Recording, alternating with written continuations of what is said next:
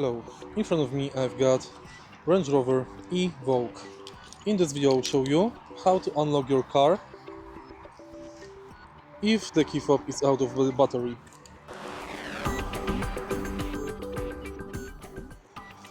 In the beginning we have to remove manual key fob. In order to do it, first remove this metal part and then pull out the manual key fob. Now take a look at the doors. We have to pull this cover and now place the key inside, then simply twist. And that's basically it.